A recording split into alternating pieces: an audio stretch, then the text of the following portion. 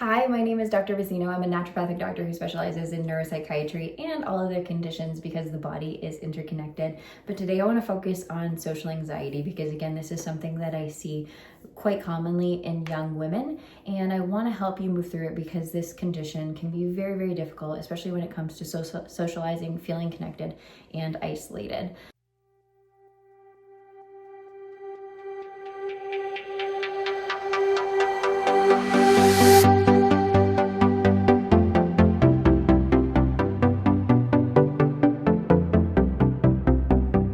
The number one thing, if you are dealing with social anxiety, whether you're a parent or a child dealing with it, you want to make sure that your foundations are really, really good. So our foundations are sleep, vitamin D, and healthy diet, right? So if we are eating a lot of high processed foods, if we are running on caffeine, depending on our age, if we are being really, really poor to our body and not making sure that we're getting a good amount of protein, a good amount of minerals and vitamins, it's going to be very hard for our nervous system to calm down and stabilize.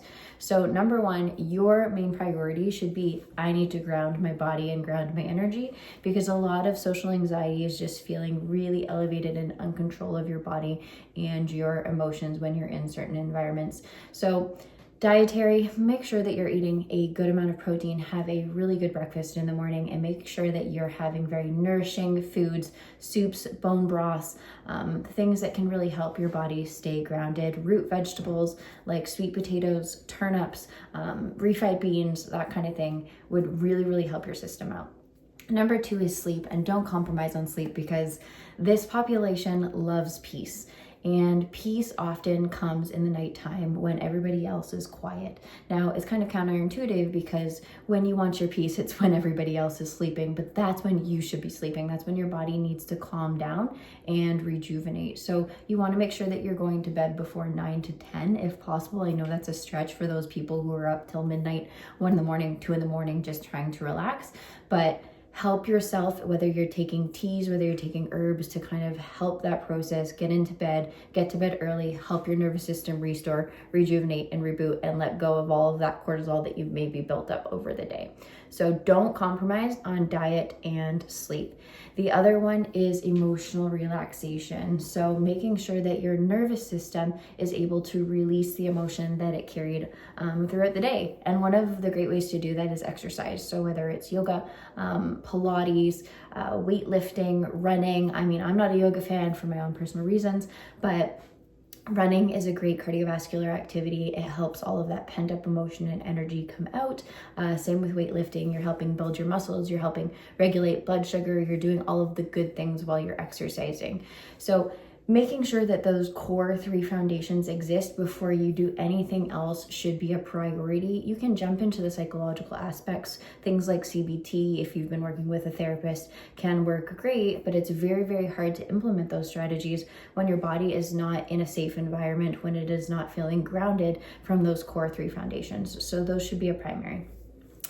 In terms of psychology, so making sure that you feel safe in yourself, but also understand what the individual is going through. I think this is hard for parents who maybe can't relate or can't understand what's going on in the child's mind. And then if you are a child yourself, sometimes it's hard to communicate what's going on, and you often feel misunderstood from the population and then the people around you. What I would suggest is dig into who you are and really build up that self-esteem of who you feel like you are in the world, and stand strong in the things that you like and the things that you don't like. As you lean on yourself and not on the opinions of other people, which can be largely contributing to self-esteem, you will allow yourself to be free, right? A lot of the paradigm in social anxiety is caring a lot about what other people think. It's having a fear of what other people think, how they view us, how they see us. There's deep fear of rejection. So moving away from that, you have to know who you are. You have to know, who you are in the world and be very, very strong in that. So if that rejection component does come forward, or somebody doesn't want to spend time with you, or you're getting kind of negative feedback, it doesn't crumble you because you have that strong sense of self. Social anxiety is really interesting too, because a lot of it is experiencing the past in the present, right? So it's a lot of projecting our ideas of how we're seeing situations or seeing people or seeing, you know what I mean, things that have kind of worked out, and it doesn't necessarily mean that they are true. So what I challenge you to do is to see things very objectively, very in a black and white lens of what are the facts and what do I truly know, and then see where your emotions are taking over, how your brain is twisting things and deciding what the outcome should be versus what it is. And my general rule is that if you don't have the facts about it, it's not important.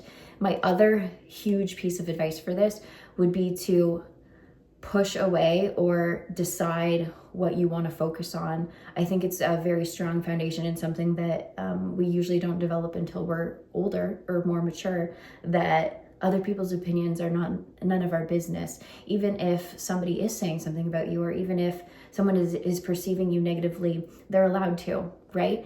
And allowing them the space to feel that way about you, even if they haven't given you a chance, or even if they haven't got to know you, that's fine. And you have to allow that and be okay with that. And that comes from, again, having that strong sense of self, because when you know who you are, it doesn't really matter what other people think.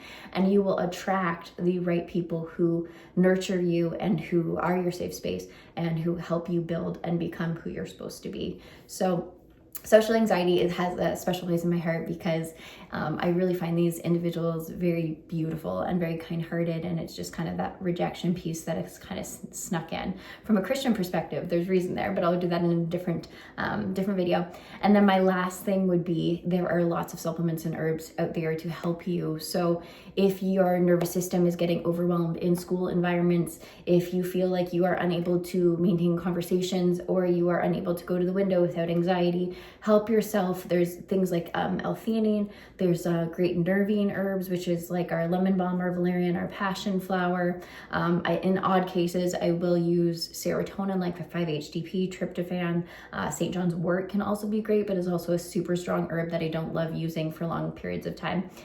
And then there is also GABA. So if we're feeling like it is an overwhelming amount of anxiety, that's when I will go towards my GABA and my lavenders. So lots of tools. If you guys like this video, I would love to know. Put in the comments. Like I said, social anxiety, I feel like, is something that is misunderstood. I feel like a lot of people, especially parents dealing with children, don't know how to kind of bridge that gap. So that's what I'm here for. So let me know what you think in the comments. If you want me to cover other topics, I would love to know. Subscribe so you don't miss any videos, and I will see you guys on my next one.